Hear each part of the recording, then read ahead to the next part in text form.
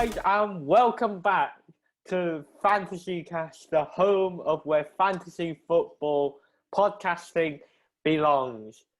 I'm Darren's, and with me today is... Hi guys, I'm Shami. Hi guys. My name is And Shami. I am Mark. How are you all, first of all? We are fine. We are great actually. We're so excited to be here. Yes, sir.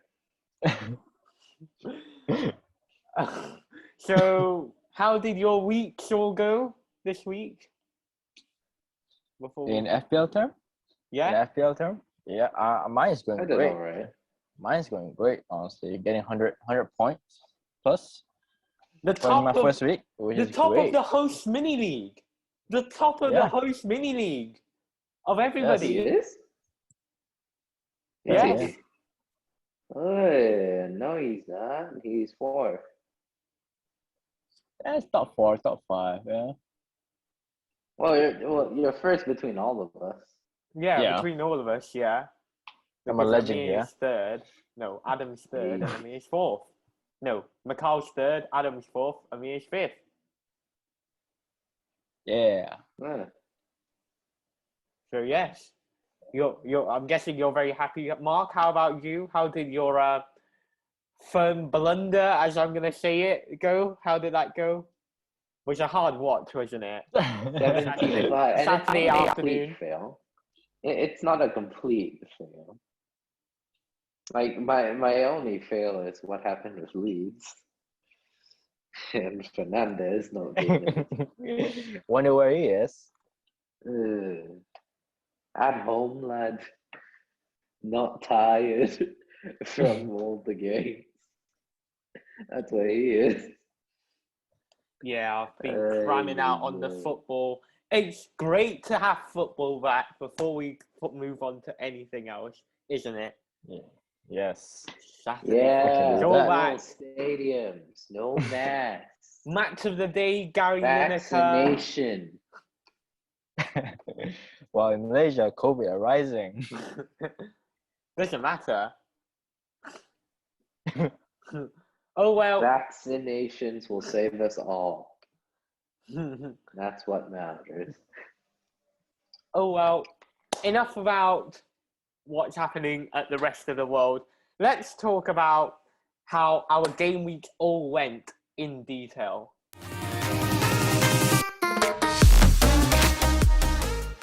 Game week review time.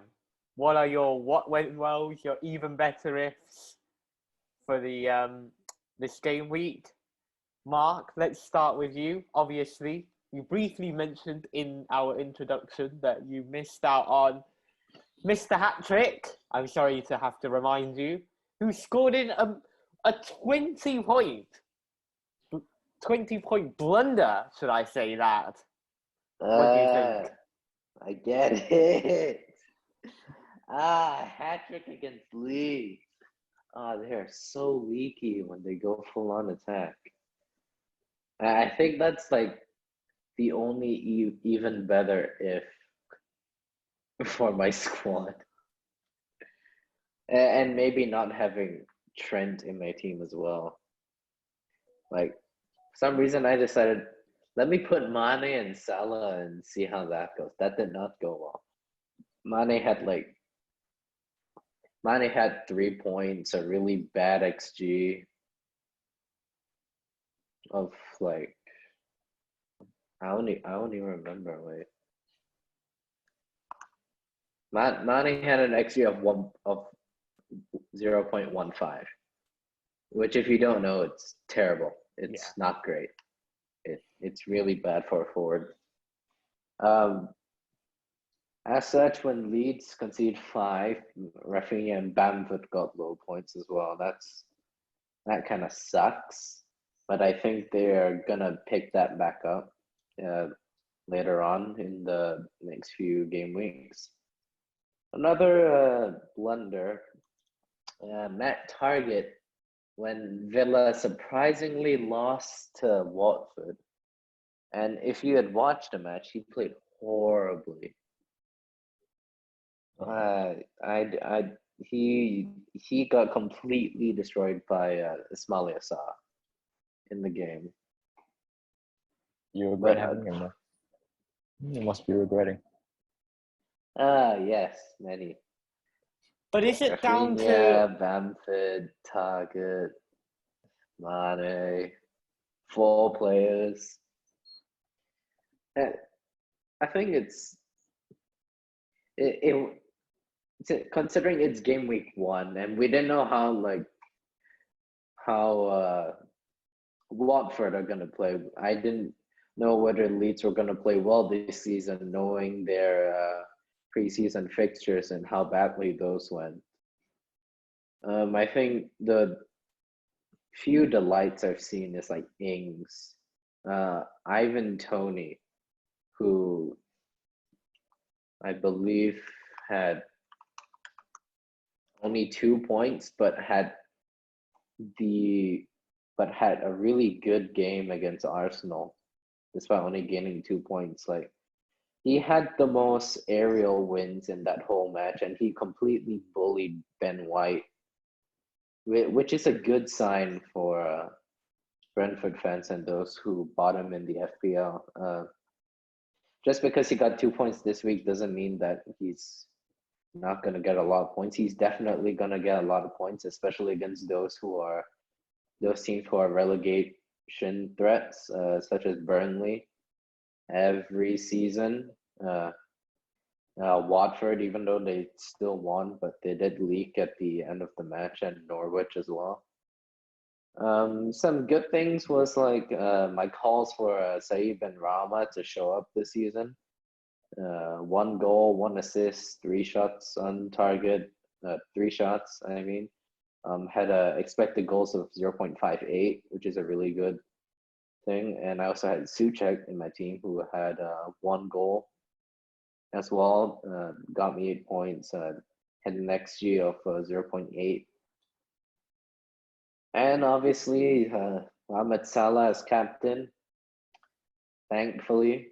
And finally, I think my call in Edouard Mendy in goal was pretty good. Because even though he's facing some against Arsenal and Liverpool in game week 2 and game week 3 respectively, I think he will perform really well, especially in the Arsenal game, because they played horribly, and there have been reports of Lacazette and Aubameyang not being able to join the Arsenal squad for the Chelsea match as well. So I think that's an easy game for Edouard Mendy to pick up more points, and the defense in general. And Ings got a goal very last minute. Was a penalty. From a penalty. Yeah. I think he played quite all right in that game as well. Allow me to quickly check his XG, because XG is, I have it in the document on my sheet here. 0.76. Yeah, 0.76 XG is a very good start for his career at Aston Villa. I mean, yes, his goal came from a penalty, but he put up some really good XGs. And I watched the match and I thought, okay, I think he's gonna do really well this season. So I think, yeah, that's another good thing. Oh well, thankfully my bench got nothing. Mings got 0, Jolinton got 1. White got destroyed by Ivan Toney, and Ben Foster didn't play. Shami, how about you? How did the week go? Oof. Well, as I said earlier, I would say I did really well, surprisingly, in my first week. Well, I got most points mostly from obviously Fernandes. Guess Mark doesn't have that, and Salah as my captain. But I would say what went well. I would say obviously Salah and Fernandes, but also the attacks from Wilson, Ings, and Antonio. which is really good, honestly. Even though Ings, I think I watched Ings play, and he did quite alright. Not influential, I would say, but he has potential to get to be the most effective individual in Aston Villa, I would say. And I'd say one way better, I would say. Rafinha should be could have done better, I would say, but he didn't not do that bad or not too good, but he did all right, I would say. Just not in FPL term, he didn't do that effective. Also with Shaw, with him getting a yellow card cost us like a point, which is bad, which is surprisingly bad. But I would say that doesn't affect him in any way because of his upcoming fixtures is quite easy. I would say Southampton, is it right? And Yeah. and I think that would potentially can get him the more points, especially him. Also Sancho's get probably more better to get started, but yeah, when also with Sanchez from Brighton, he got 2 points, even though a lot of expectation of him getting a clean sheet. But it's football, isn't it? Yeah, cannot really I mean, he expect had anything. 2 saves in the game, which is not bad. Which is kind of low for him. But he did well. The defense did well. Just miss a goal, and that's kind of cost us 4 points. But I think against Watford upcoming game, he probably did well. Although yeah, it's kind of get well, yeah, I'll say. Yeah, it was a lucky goal from Burnley, according to the Match of the Day highlights that I've watched. Oh yeah, very Yeah. lucky. It was a very lucky goal. They got the opening lead. But Fortunate. But do you think, and Mark, I think you also have had Rafinha, if I'm not mistaken. Yep. What do you think we have to do about Rafinha? What do we do about Rafinha at the moment? Because we're all in this corner at the moment where there's a lot more better options. You have got Benrahma, you've got Embueno as well, and then a lot of other good forward line options at the same price as Rafinha. What's the dilemma at the moment? I think the main dilemma of Leeds right now is how well are they actually going to play this season? Because like I said earlier in their preseason, let me just read out the results. Against Guiseli, they barely won 2-3. When they played Blackburn 1-1, they lost to Fleetwood 2-1. And their squad was pretty good by that time as well. They lost to Real Betis 3-2 as well. Absolutely thrashed by Ajax. And again, most of the team was playing. And they had a 2-2 draw with Villarreal. And that didn't really bode well for the start of the season by most fans, per se. But if we really want to focus in on Rafinha, he only had 2 shots. I believe his key passes, he only had 1 key pass, 0.3 XG, which doesn't exactly bode well for him. But I think you've got to wait for that Everton match where Everton and Burnley and to see how it goes, and then only transfer him. Because if Leeds continue a poor form and they play badly against Everton and especially somehow against Burnley, then I think the fan favorite from last season is going to get transferred out, as well as Bamford. Charlie? Well, in terms of Rafinha, I'm not entirely sure with him. It's kind of concerning with him on his form right now. Well, with what Mark said earlier, saying that Leeds are not really doing well, even in the preseason, and they got trashed by Manchester United in the first week, which is not surprising. It's Manchester United, right? They are getting better and better every season. But I think Rafinha has a chance to stay here. I mean, like if I want to take, for example, players from like other leagues, like Saw from Watford, I'll probably like stick with Rafinha more than Saw. I mean, like Saw. I mean, the Watford, Brighton, and Norwich teams are they just came back from the champion. Just came back after they got promoted in the championship, and they don't really see any potential really, except for Brentford. They're doing well, but we're not sure which one is the key player for Brentford. Where Rafinha is kind of like a star man, I would say. He will be starting every week for Leeds. But ever since last season, I mean, like last season that the manager of Leeds, we don't know how things are going to turn out, which is very surprising of him how well they did last season. But now a lot of managers already knows how Bielsa work around his team, how much the pressure in the attack form, and how their weakness is whenever they counter attack, they don't really come back to defense, which makes it concerning. But Rafinha getting any attacking returns are most likely probably an assist more likely than goals, I would say. And plus, next game's Everton, right? And Everton is quite well in the defense, and but the midfield I think is quite weak.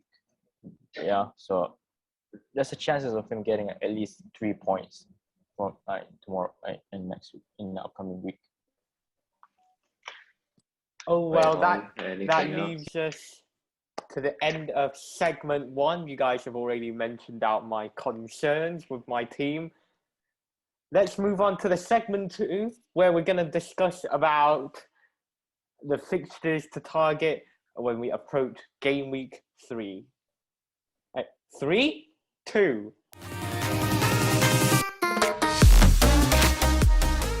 So 1 down, 37 to go, as we look forward to the second set of game week fixtures coming up this week. First of all, I'd just like to say that it's an amazing amount of set of fixtures that we had in front of us. There's so much to talk about, but starting with all of that is Aston Villa against Newcastle, which I'm going to talk about that. That's a 3 p.m. kickoff in the UK. And first of all, I'd like to say it has been a shaky start for Newcastle, because I think they don't look very defensive. Well, they don't look very solid at the back. When they were playing against West Ham, there's a reason why they let in a lot of goals. Yes, Wilson has scored a lot of goals, but we all know that Wilson has a good scoring record against West Ham. So, that's out of the question. But Villa at Villa Park, just imagine the atmosphere, and I think that will really, really pump the Villa fans up. They'll pump the players up, and I think that this is a must-target fixture for all FPL managers on Villa assets this weekend. Yes, the first week didn't go to plan. We saw Danny Ings, we saw Leon Bailey coming off the bench, we saw Bundia basically doing nothing. But I believe they'll come back stronger.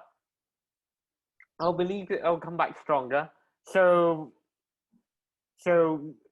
as like I said about Newcastle's defense, they've got the worst XG against stat of all of the Premier League teams.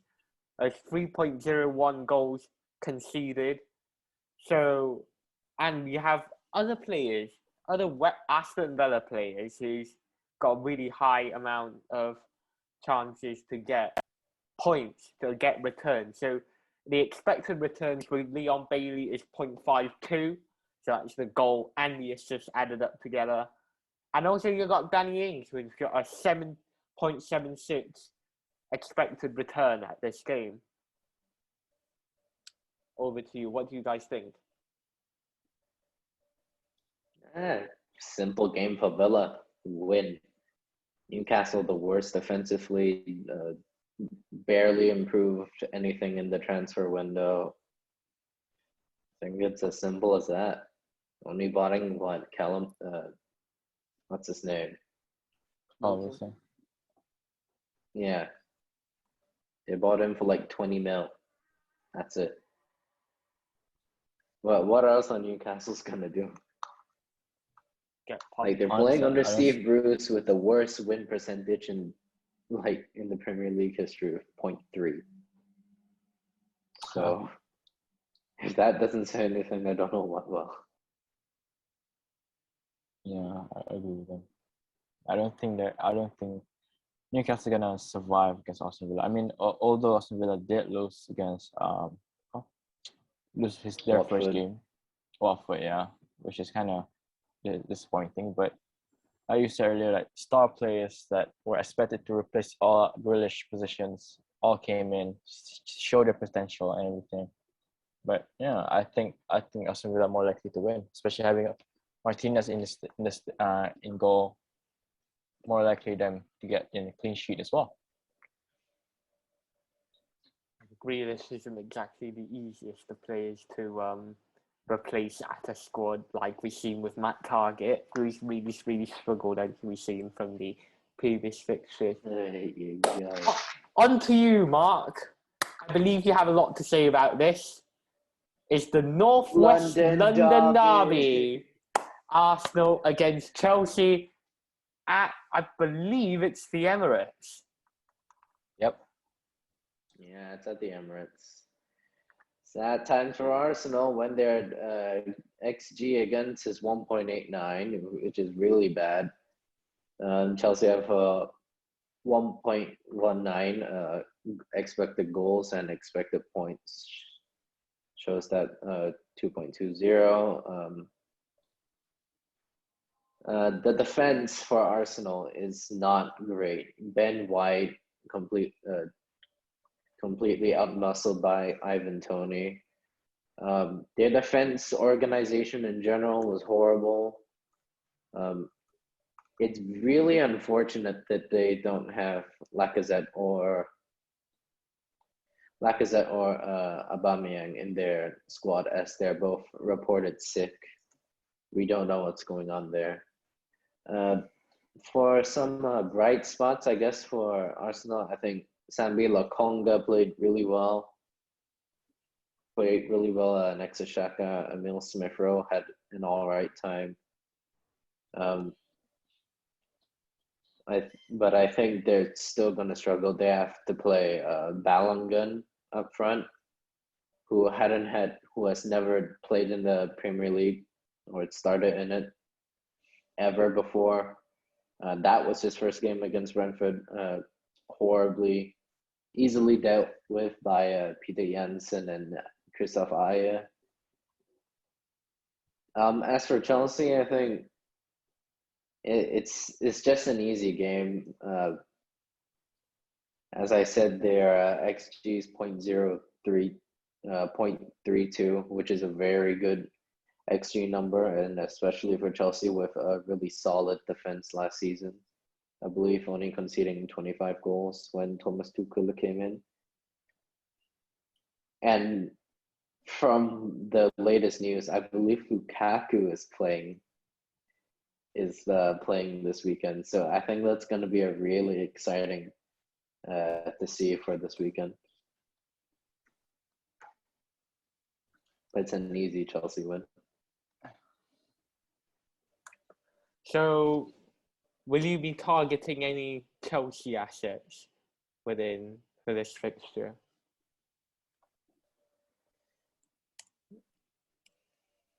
Well,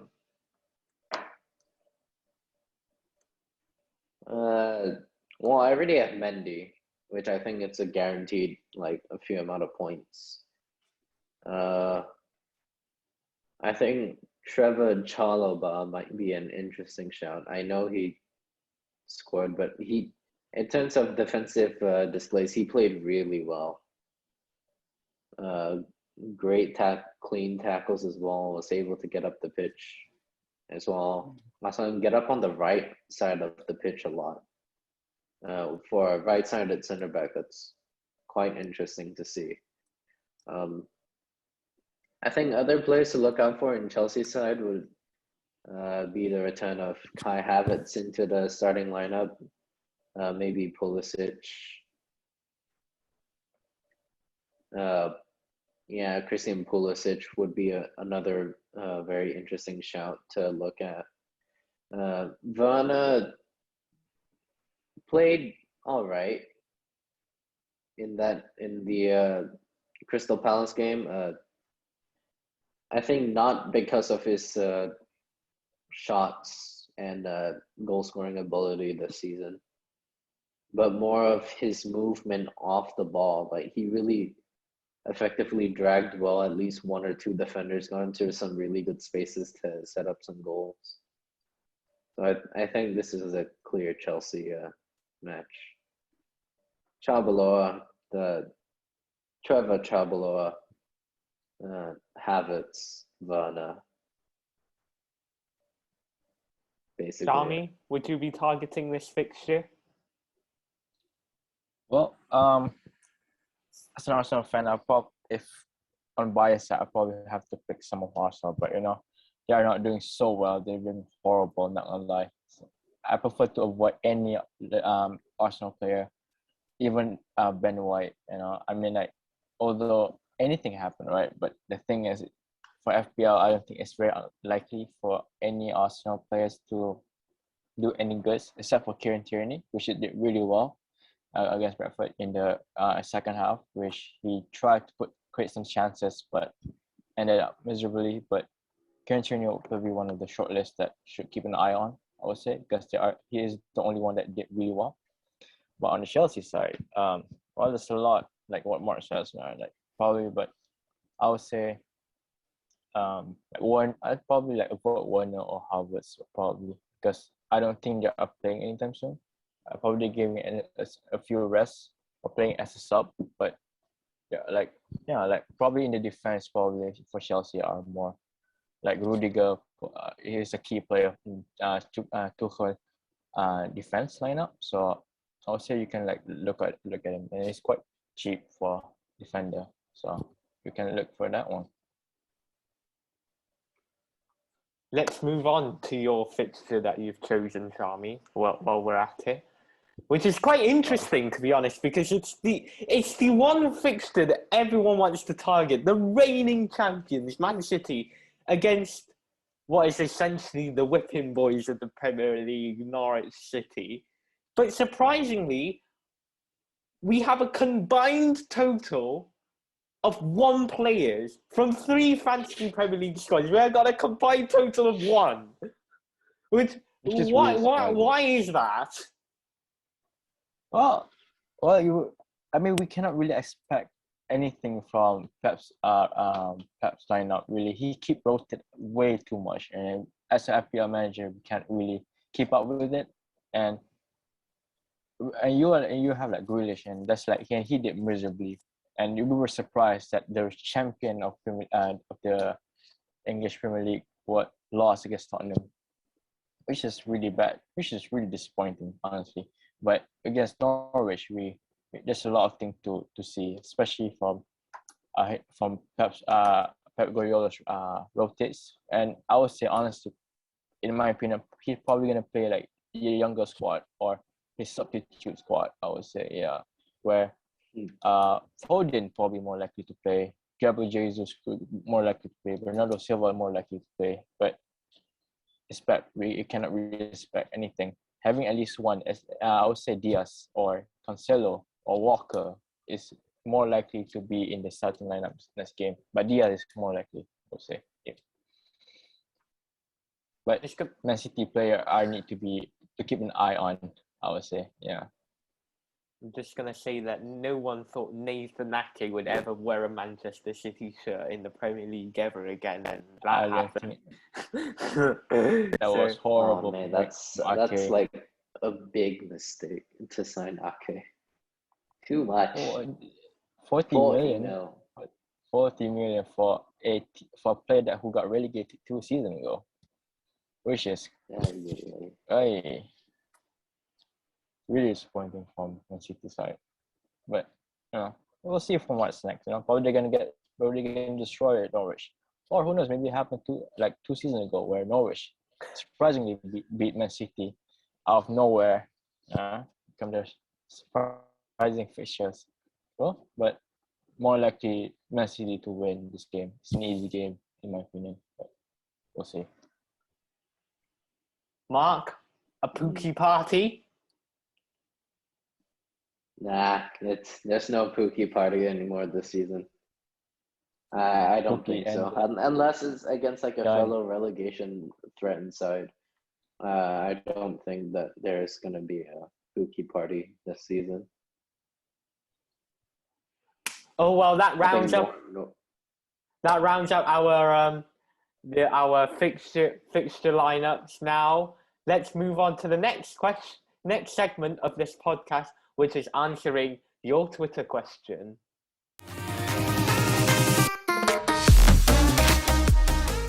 Right, on to our Twitter question then. From FPL Leo, I believe that's his name. For the next 2 to 3 game weeks, what are some of the differential picks that you reckon can help boost rank significantly with the template intact? First, we've got 3 names down right now. Let's start off with Shami. I believe you've gone for Jadon Sancho. Yes. Jared Sancho, one of the top highest paid being transfer fee this season. He's gotta be in everyone's team by next few game weeks, And Sancho's, that's the first game where he came out from the bench, which is not bad to be honest, but I feel like he's gonna be playing next game and he's gonna start really well. I'm pretty sure, especially having Greenwood probably or Fernandes, but on his side, he's more likely to get probably an assist or 2 in the game. But Sancho, and plus, although he's quite expensive though, but he's a player that will most likely to be in the squad with Fernandes than, for example, Greenwood, which is cheaper option, but last game a game time for him. That's for sure. Mark, do you agree with Sancho? Yeah, I think Sancho's really gonna kill in the Premier League this year, unless a horrific injury kills it off. Nothing stops Sancho this season, I believe, and that's what I think. Well, I think his minutes is his most important at the moment, because if he gets minutes, he's a good FPL option. I think everyone should be able to get him. If he doesn't get minutes, then we have a problem. So, yeah. So, Mark, moving on, you've got Ben Rama. Saeed Ben Rama. He's in your team as well. 12 points. Yeah. What's more to love? Like I have explained in the first segment, 0.58 XG, put up 3 shots in the first game. I think for a lot of people last season, when they saw Saeed Ben Rama, they were excited at first, but then by a lot of people's opinions, a quiet season. But I think that's mainly down to Jesse Lingard's huge explosion in performances for West Ham last season. And now that he's not there, I think this season is for Saeed Ben Rama to take stage for West Ham. He played really well against Newcastle.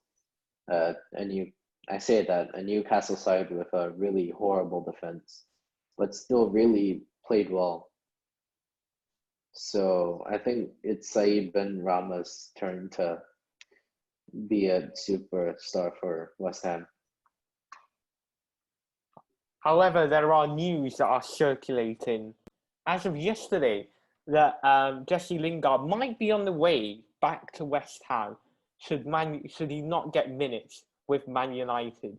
Do you think that might influence people's changes to getting Saeed Ben Rama in their team? Is he just a scam? This is what people are talking about right now at the moment. I don't think Saeed Ben Rama is just a scam. Like he's gonna play well. Like he will improve from that performance from last season. I think last season was more of getting settled into the big leagues now with West Ham, and I think now it's time for him to explode. But I think if Lingard comes in, I think more people are gonna go with Lingard for what happened last season, and not look at Ben Rama and think that he will do as well as Lingard. But I think even if Lingard comes in, I think I'll still stick with Ben Rama. What do you think, Charmy? What do you think about Ben Rama? Would you be rushing to get him in your team? Honestly, with his price, I won't rush to get him, to be honest. But he is a good asset to the team though. With West Ham, he show his potential in the league. You know, with him in the first week scoring a goal and gotten an assist, which is quite good for him, honestly, especially in the Premier League. And if Jace Lingard came in, right, but I don't think that would affect him so much because I feel like that what Mark said earlier. Last season was more like where he got settled in, just observe Jesse Lingard, get some key tips from him, right? So, but Benrahma I would say I would say he's kind of considered to be like a second striker where he stay behind the striker and just score in as much as he can from deep side. But yeah, Said Benrahma I would say one of the watch lists it is for the season. Oh, well. So I'm going to talk about my pick now, which is Lucas Moura. Played really well against Tottenham. Got an expected return of 0.26, which is one of the best from Tottenham's team. He's played really well. If the problem is his consistency, if he can perform like how any other, well, if he can perform like 75%, like what he's done in the Spurs squad, he might be a really, really good option for the rest of the season. And he's quite cheap as well. He's only 6.5 million of our FPL money. What do you guys think?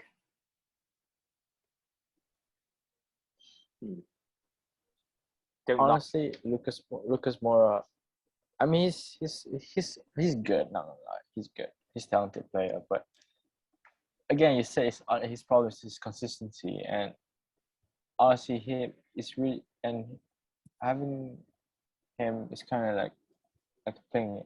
I don't know, the bet on him, but I don't think it's like a player that you really want to look for. Honestly, even though he did well a few games, first game, but I don't think it's a player that you really want to be in the team with, unless you're lucky to have him and get score more points. But he's not gonna get like 5 points per week, or 3 points per week. He's just not the type of player that would show his skill and become consistent. Yeah.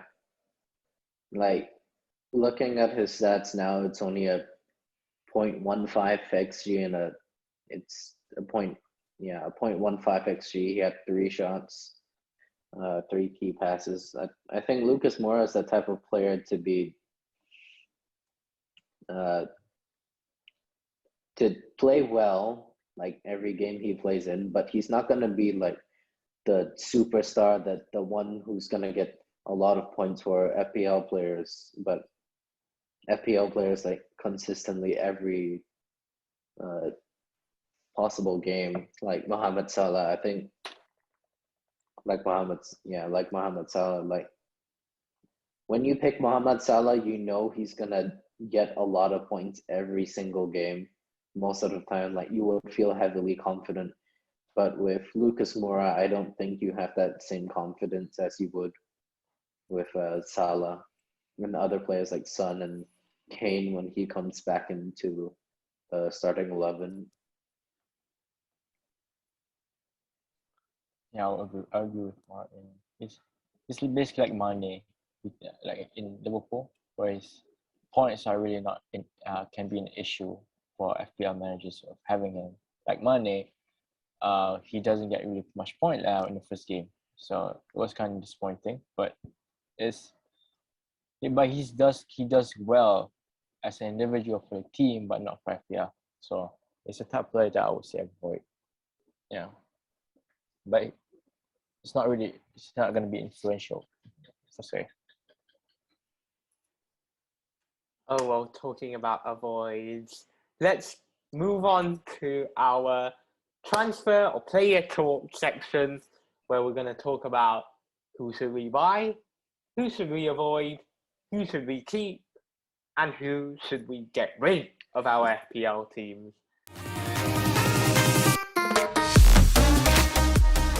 The fourth segment of the FPL podcast brings us towards the potential transfers, or for Mark, what if he was to give him a free transfer, who would he pick? Speaking of Mark, let's start off with Mark. I believe you've chosen Richarlison as the player that you would hope to be in your team sometime soon. Because I already did my transfers. Very smart of me to do before the podcast. I am stupid. If I had a free transfer, unfortunately, I would pick between DCL and Richarlison, the front men of Everton. Ooh, oh nice. Richarlison just came back from the Olympics in Tokyo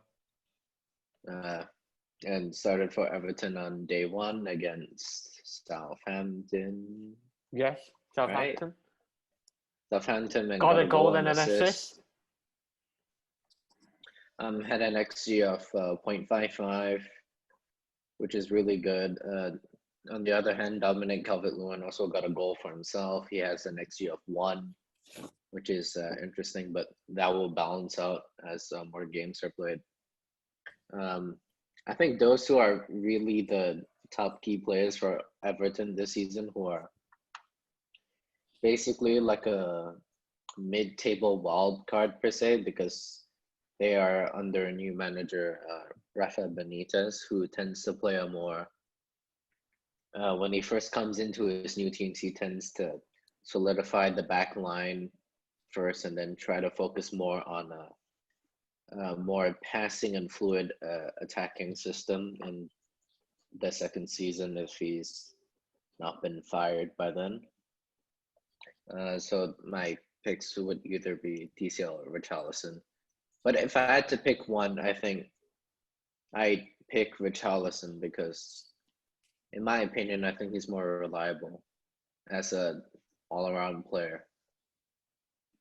His price has risen to 7.6 million on the FPL database. If you haven't seen it already, are you going to be getting anywhere closer to the two front men of the Everton squad, Shami? Oh, well,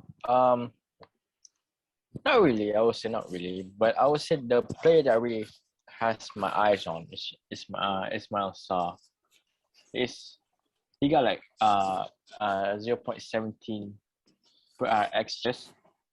It's quite alright, but himself as an individual, bringing up the team, creating chances are more likely. As I see highlights of the game, of Watford's game. He did quite well. He got the ball. He ran up to the goals. He tried to attack, but he's a type of player that when he's really dangerous when it's like one-on-one with the defender. I would say he's really agile and everything. But in terms of points, I would say unlikely. He's just probably just that one week kind of thing where he got a really good point and afterwards got like 2 or 1 points. But he seems consistent in a way. But after a few games, you probably can see more of him now. But as an Arsenal fan, it's kind of disappointing to say, but I would say I wouldn't buy Saka, even though he played well in the Euros. But I feel like he's confident and his performance might affect it after that racial abuse from the Euros final. So I'll probably him being players for FPL managers probably someone should be avoided.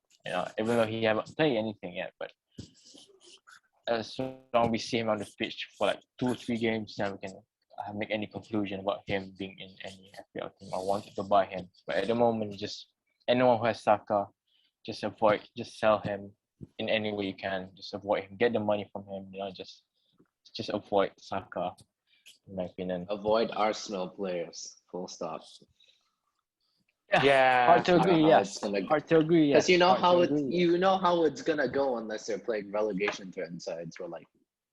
Well, even if they Yeah, play Newcastle, relegation threatened Brighton. sides, they lost to them. Brentford are like a wild card this season. Yeah, You but don't know where but they're we'll gonna see. play. Arsenal will get better. Arsenal can get better now. Arsenal can get better. That's the thing. They and then they always like, in the first game and shit, stuff like that.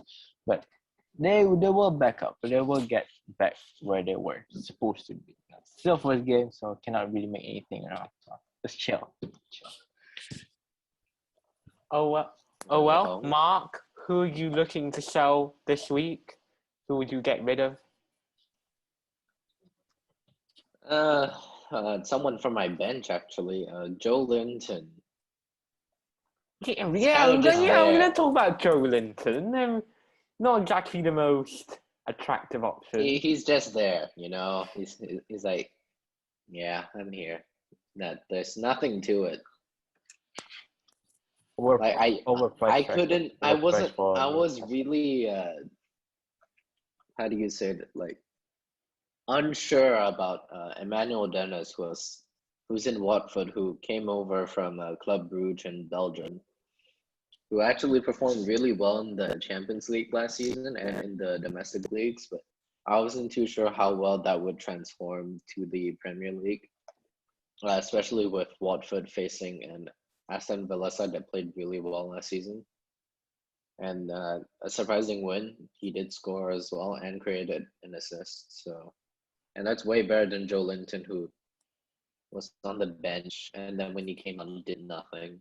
So 30 million yeah, from Hoffenheim. it's disappointing. Yeah, Joe Linton has been not a good FPL asset, let alone player for Newcastle. He hasn't done much to contribute to his team with a measly goal tally of 5, I think, if I'm not mistaken. If I can remember the goal tally of a striker, 4. It's worse. 6 in total.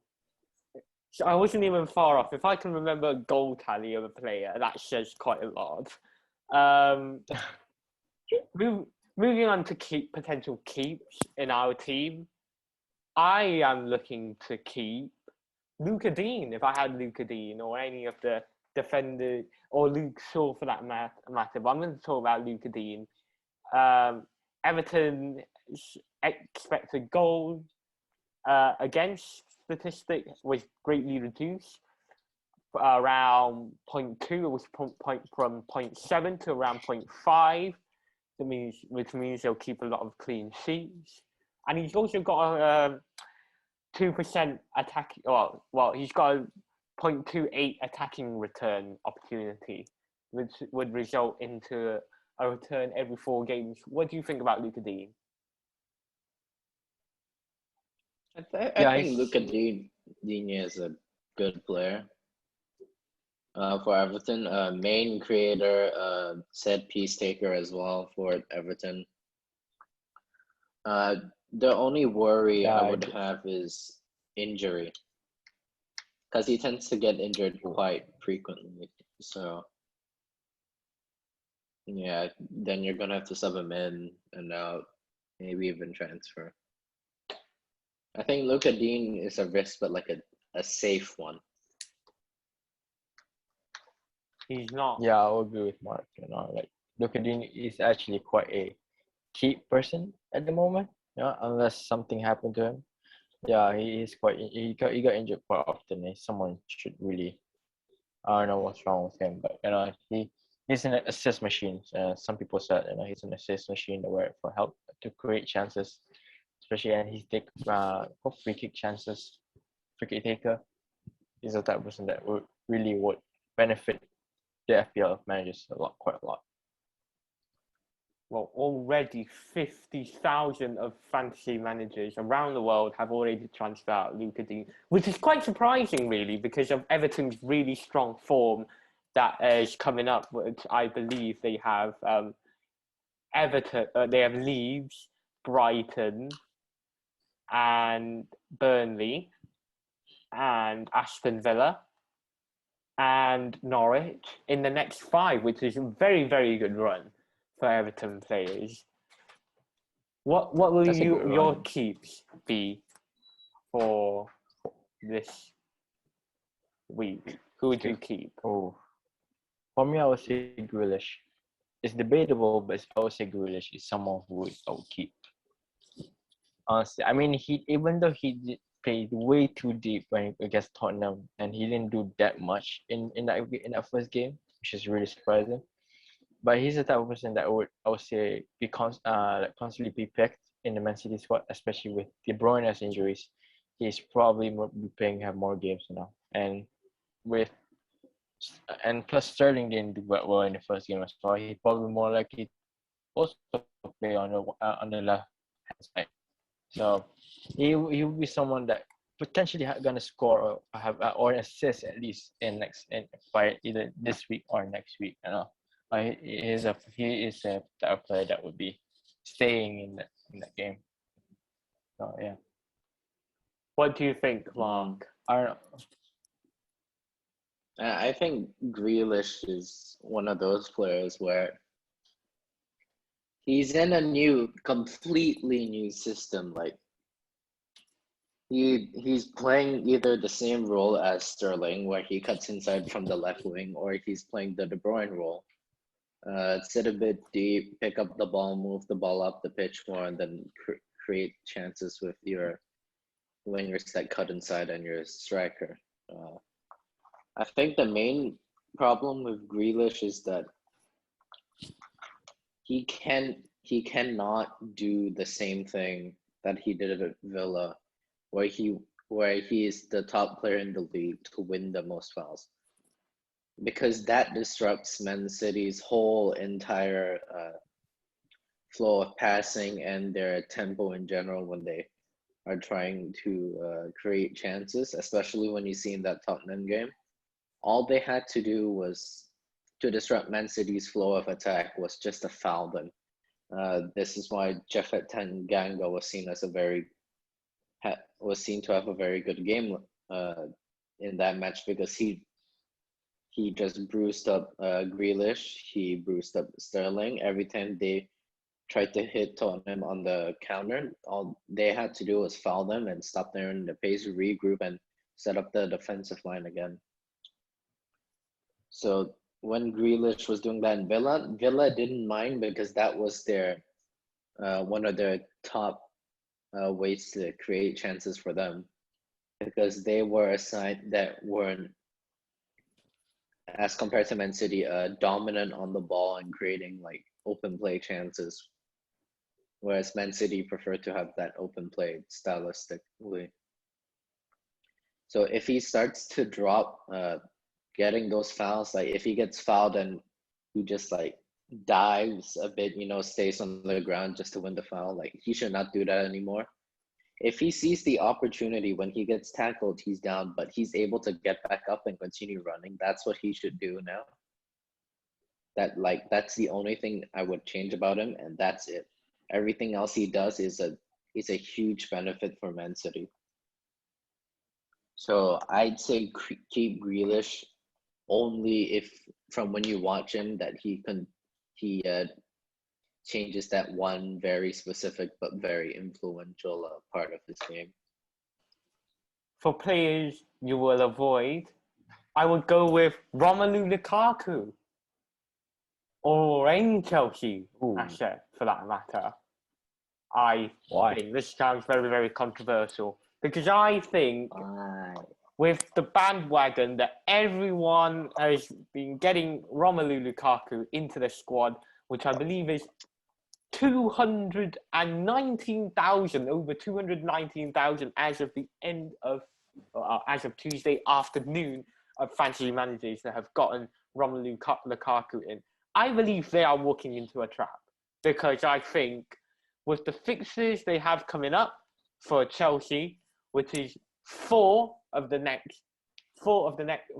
big six they are playing in the next 5 games, and the one game that they don't play against the big six is against Aston Villa. Yes, it's at home, but I believe that Aston Villa could pose a challenge for Chelsea squad.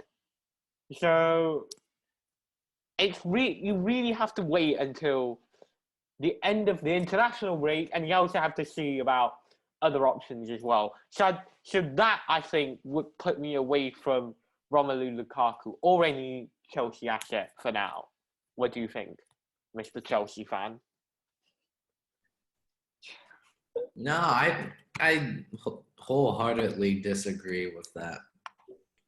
Like, Lukaku played, like, when he played for United, he clearly wasn't at the top of his game. Only like 12 goals in his last season.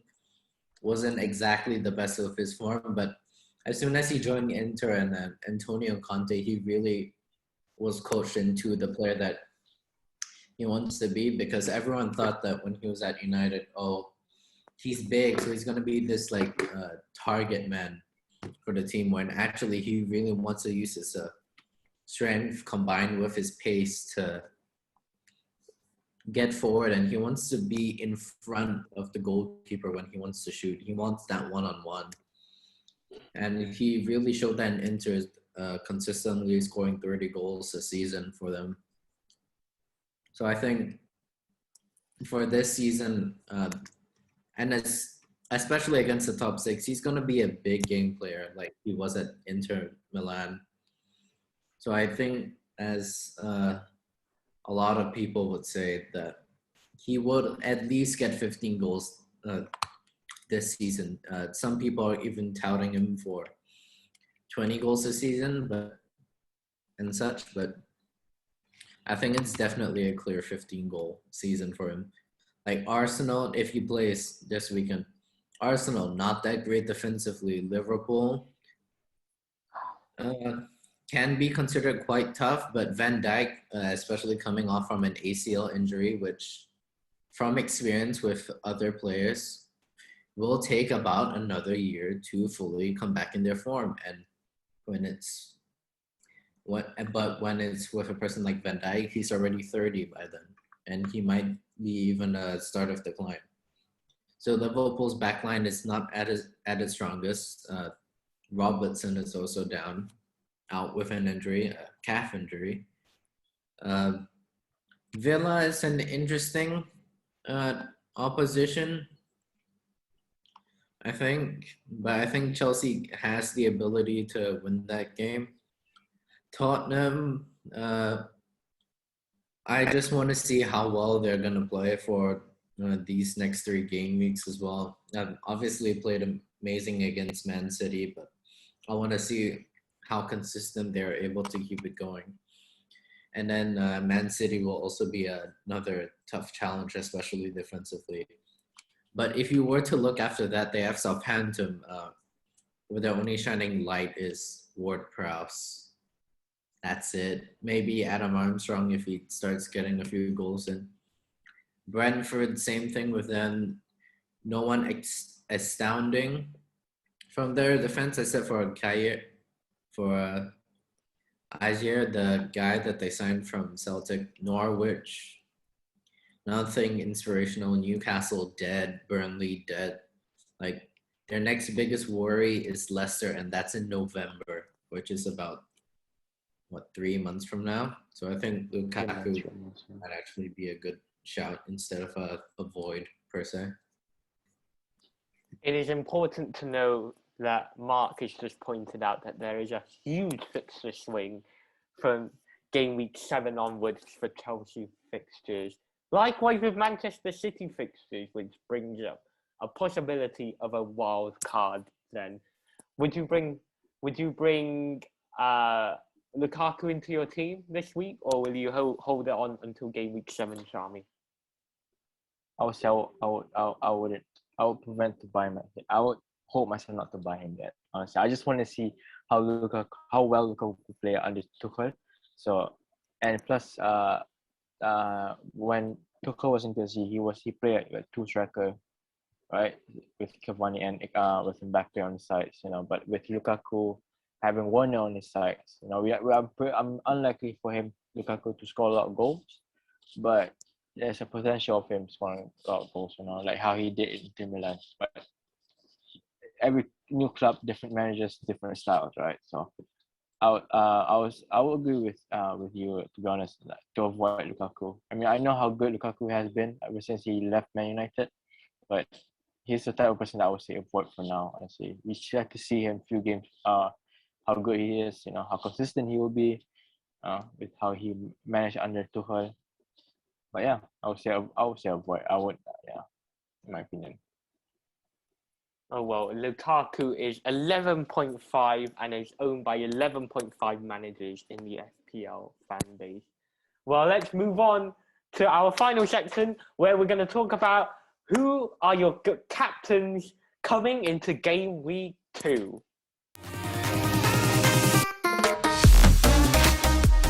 Well, we're on to our final segment of this week's podcast, which is talking about this week's captains. Who are you going for, Shami? Because I'm going for Salah. Come on, let's be honest. Hey, there you go. Yeah, same. There you go. Burnley, what's more to love? Yeah. I mean, I think Liverpool destroyed them last season. So I would say why Liverpool wouldn't mind doing it again, honestly. And Salah is on great form, honestly. And he's a really consistent type of player. Just the fact I would choose him as well. I would choose Salah as my captain this week. What about you, Mark? It's between Salah and actually Fernandes, because I don't want to miss out again. Because United have Southampton, and as I said earlier, nothing super outstanding about Southampton other than Ward-Prowse and maybe Adam Armstrong. Like, Bennaret played horribly last season. Vestergaard's gone. Salisu hasn't really embedded into himself hasn't really solidified himself for Southampton last season, and no one's really outstanding at the back. Their goalkeeper's not that great either. So I think that's like a free roam for like Fernandes to just whip in balls in for Cavani if he plays, Sancho, Martial if he's ever returning to great form. So yeah. But if I had to choose, I might actually go Fernandes. So yeah, Fernandes looks very attractive. Although he's playing away at Southampton, we can see how dodgy Southampton defence can be against Everton. Shami, would you consider Fernandes as your captain? Yes, he's one of the options. Obviously, he's one of the options. But I would say I'm more toward Salah than Fernandes. Honestly. Oh well. I choose. Yeah. The conflict of opinion has arrived at FPL, but that is what we all love about FPL. Right. Good luck for this weekend, guys. Game week 2. Shami probably won't repeat the 100-point masterclass again in a while. Hopefully, so you can catch up to him.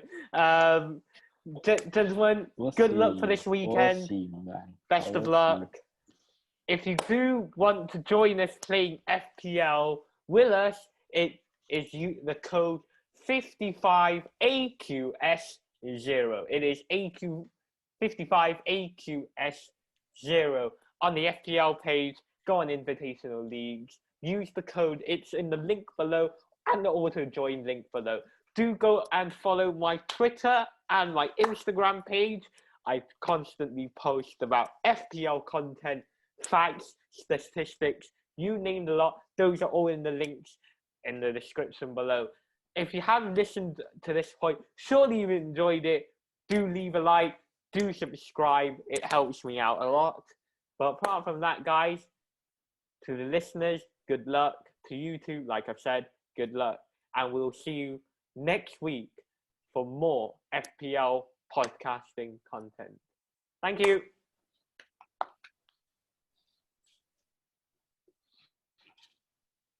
Well done for